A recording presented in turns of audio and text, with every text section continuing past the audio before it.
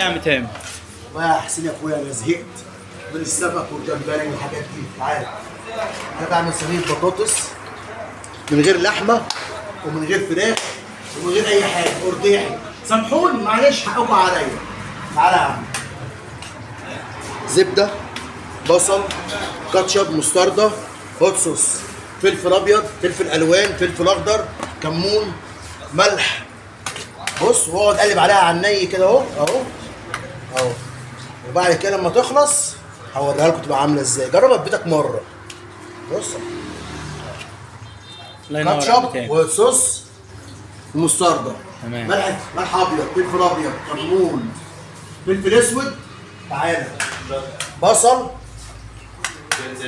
جنزبيل. لا مفيش جنزبيل يا عم، وانا قاعد قبل فضلها. مفيش جنزبيل يا محمد. هفرجكم على منظرها. انا جايب بص الالوان. كرفس وتوم. في كرفس وفي توم. صحيح انا نسيت، في كرفس وفي توم.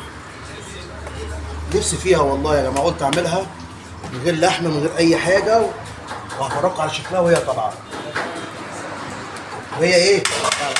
الله ينور يا عم تامر. حط على الوش على الوش.